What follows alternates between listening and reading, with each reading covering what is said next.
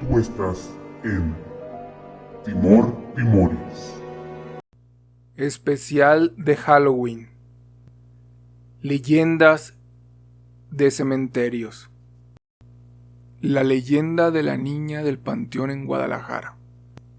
En Jalisco, allá por los años 30, una familia adinerada acudió a un panteón de Guadalajara. Había muerto un ser querido y era hora de darle el último adiós. Los acompañaba su niña, que se llamaba Irene, o eso es lo que dice la gente. El sepelio transcurrió en aparente normalidad, y todos volvieron a casa. Sin embargo, los padres de esa niña notaron su ausencia. El matrimonio se percató que su hija no había regresado con ellos, y de inmediato fueron al cementerio para buscarla. Aquella familia nunca pudo encontrarla. Parecía como si se la hubiera tragado la tierra. Años más tarde sabrían la verdad. Un día que otro pariente murió, pudieron descubrir la horrible realidad. Su hija estaba enterrada en una tumba. Un amargo dolor les traspasó el corazón, pero ya era tarde para arrepentirse. En esa misma fosa donde antes habían sepultado a un familiar, allí estaban los restos de su niña. Se dice que lo supieron porque debía abrirse de nuevo la tumba para enterrar a otro ser querido. La leyenda del árbol del vampiro del Panteón de Belén. Cuenta la leyenda que a finales del siglo XIX llegó a la ciudad de Guadalajara un extraño europeo. No era el único extranjero en la ciudad, pero sin duda era un hombre muy peculiar y raro. Desde su llegada, las personas se extrañaron con aquel hombre, pues siempre vestía de negro, era muy callado y jamás se le vio en ninguna reunión social. Este hombre se la pasaba encerrado en su casa, y muy pocas veces se le veía a la luz del día. Así todos los ciudadanos comenzaron a especular sobre la secreta vida del extranjero, pero jamás se imaginaron lo que estaba por ocurrir. Los rumores aumentaron cuando los ciudadanos notaron que desde que aquel hombre había llegado, los animales empezaron a aparecer muertos. En un principio, se especuló que estas abundantes muertes podían deberse a una infección o enfermedad que solo afectaba a los animales. Pero esto se puso en duda cuando revisaron los cadáveres y descubrieron que estos habían sido totalmente drenados y no tenían una sola gota de sangre en el cuerpo. Aunque la idea de que se tratara de un vampiro pasó por la cabeza de muchos, nadie se atrevía a afirmarlo y menos a hacer acusaciones. Con el miedo palpitante, los mexicanos intentaron seguir con sus rutinas, esperando que las muertes cesaran, pero sus esperanzas duraron poco, pues todo empeoró cuando en la ciudad ahora aparecían cadáveres humanos que, al igual que los animales, no tenían rastros de sangre en el cuerpo. Además, notaron que en el cuello de las víctimas habían dos pequeñas marcas.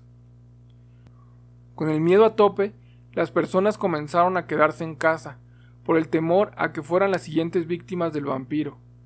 El tiempo transcurrió, y un grupo de ciudadanos caminaba por la calle cuando escucharon un grito espantoso. Estos corrieron a toda velocidad, siguiendo aquel grito para encontrarse con una escena escalofriante. Con sus propios ojos atestiguaron cómo el extranjero le mordía el cuello a otro hombre, que después cayó muerto en el suelo. Los más valientes del grupo se armaron con lo que encontraron e intentaron atrapar al vampiro, pero éste logró escapar. Dos grupos de ciudadanos le tendieron una trampa al vampiro. Unos harían de carnada mientras los otros se escondían entre los árboles. De esta manera, los habitantes le clavaron una estaca de madera en el corazón, y el vampiro extranjero murió. Después de la muerte del extranjero, este fue enterrado en el Panteón de Belén. Aunque la calma reinó nuevamente y las personas volvieron a salir de sus casas, sus miedos volvieron cuando de aquella tumba comenzó a nacer un extraño árbol. Al parecer, la madera de la estaca estaba creciendo y se había convertido en un fuerte y frondoso árbol. Los ciudadanos estaban extrañados de semejante cosa, pues parecía imposible que un árbol creciese en tales condiciones y sin recibir ningún cuidado. Algunos intentaron responder con lógica, diciendo que la estaca debería estar en contacto con la tierra, por lo que era natural que creciese y que solo debían talar el árbol. Sin embargo, algunos relatos afirman que al intentar cortar las ramas del árbol, de este comenzaron a brotar pequeñas gotas de sangre. Por este motivo, la leyenda dice que en el momento en el que el árbol se caiga o muera, o cuando la lápida se termine de romper, será porque el vampiro ha revivido, dispuesto a cobrar venganza sobre los herederos de sus asesinos. Si te gusta nuestro contenido, no olvides dar like, suscribirte y compartirlo. La leyenda del ángel exterminador. Es una de las leyendas más famosas del cementerio de la Almudena, el más importante de Madrid. Sobre la cúpula de la capilla encontramos la figura de un ángel sentado, llamado Fausto, con una trompeta sobre sus piernas. Se dice que si estás cerca de la estatua y oyes sonar las trompetas, morirás en breve. También se cuenta que el día que llegue el apocalipsis, este ángel se levantará y tocará su trompeta y los muertos se levantarán. Tanto preocupaban esas leyendas que cuando se restauró la estatua, se decidió cambiar la posición de la trompeta. Ahora mismo la tiene sobre sus piernas, como hemos dicho, pero la posición original era sosteniéndola sobre su boca. El impactante caso de los ataúdes que se movían solos en Barbados. Barbados fue una colonia española desde su descubrimiento por Cristóbal Colón, hasta que en el siglo XVII pasó a ser colonia británica. Se independizó en 1966, aunque su jefe de estado sigue siendo la corona de Inglaterra. El caso que nos ocupa empezó en 1812 y se alargó varios años. La familia Chase, asentados en Barbados, británicos de origen y muy adinerados, construyeron en el cementerio de la iglesia de Christ Church Parish, en Oistins, una cripta para enterrar a los familiares que fueran muriendo. La cripta tenía una sección subterránea y otra en la superficie. Al parecer, el acceso a la cripta en el siglo XIX estaba bloqueado por una enorme losa sellada con cemento, que por su peso requería varios hombres para moverla.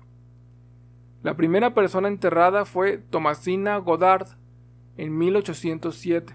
En 1809 fue enterrada Mary Ann Chase y en 1812 su hermana Dorcas. A las pocas semanas de enterrar a esta última, su padre Thomas falleció. En el momento en el que se abrió la cripta para sepultarlo, los asistentes se dieron cuenta de que los 3 ataúdes depositados anteriormente estaban fuera de su lugar. Los sepultureros, extrañados, recolocaron los cofres y dejaron el del señor Thomas Chase, que tenía un recubrimiento de plomo, en el lugar que le correspondía. Se especuló que quizás habían sido unos ladrones, pero en la cripta no había nada de valor y, como hemos dicho, la losa se sellaba con cemento y eran necesarias varias personas para moverla. Al cabo de unos años, en 1816, volvió a abrirse para un nuevo entierro. Los ataúdes estaban desparramados por la bóveda, incluso el del señor Chase, que por su recubrimiento de plomo era extremadamente pesado. Volvieron a colocarlos y la cripta se selló. Pocos meses después, un nuevo fallecimiento hizo necesario volver a abrir la tumba.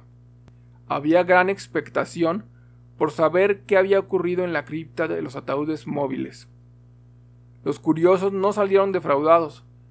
Las cajas estaban fuera de lugar y la mayoría dañadas. Se revisó bien el interior de la cripta, pero no se observó nada raro. Aunque esta vez el gobernador, que era Lord Combermere, tomó cartas en el asunto. Hizo cubrir el suelo con arena para recoger las huellas si entraba alguien, y poner su sello personal en el cemento que sujetaba la lápida. Unos meses más tarde, Lord Combermere y otros hombres de la isla fueron a ver qué había ocurrido con los ataúdes móviles. El sello estaba intacto, pero al abrir la cripta los ataúdes volvían a estar fuera de lugar. En la arena no encontraron ninguna huella. La familia, temerosa, cambió los ataúdes a otra tumba, y esa fue abandonada para siempre. Se pensó que pudiera haber una entrada de agua, o que por algún terremoto se podían haber movido los féretros, pero se descartaron ambas cosas. No te olvides de compartirnos tu opinión en la caja de comentarios, así como tus experiencias en nuestro correo que dejaremos en la descripción. Y también nos puedes encontrar en Spotify como Timoris Podcast. Deja tu like, comparte y suscríbete si así lo deseas.